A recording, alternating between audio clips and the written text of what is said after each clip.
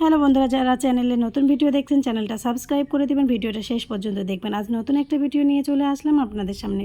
2 kilo ওজনের একটা মাছ ছিল, আমি খুব ভালো করে পরিষ্কার করে নিয়ে নিয়েছি। এখানে লবণ হলুদ মাখিয়ে নিচ্ছি। লবণ হলুদ মাখানোর পর এখানে তেল দিয়ে দিয়েছি, তেল গরম হয়ে গেছে আর ভালো করে ভেজে নেব। মিডিয়াম আঁচে ভালো করে ভেজে নিয়েছি মাছগুলো। এখানে আমি শুকনো লঙ্কা আর জিরা আলাদাভাবে বেটে নিচ্ছি। এটা বাটা হয়ে গেলে এখানে আমি রসুন আর আদাটাও ভালো করে পিষে নেব। এগুলো আমি খুব ভালো করে পিষে নিয়েছি।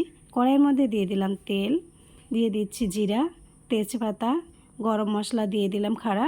এর মধ্যে দিয়ে দিচ্ছি আমি পেঁয়াজগুলো ভালো করে নেড়ে ছেড়ে এর মধ্যে আদা রসুনের যে পেস্টটা ছিল সেটা দিয়ে দিলাম। দিয়ে দিচ্ছি লঙ্কা বাটা।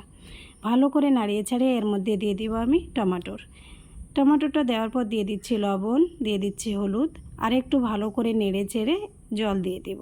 টমেটোটা গলানোর জন্য আমি ঢেকে দিয়েছি 2-4 মিনিট। ভালো করে গলে গেলে তেল ছেড়ে দিয়েছে। এর মধ্যে আমি মাছগুলো দিয়ে দিচ্ছি। এভাবে যদি মাছের ঝোল বানান টেস্টটা একদম ভিন্ন ধরনের হবে। একটু নেড়ে চেড়ে তারপরে আমি জল দিয়ে দেখুন কতটা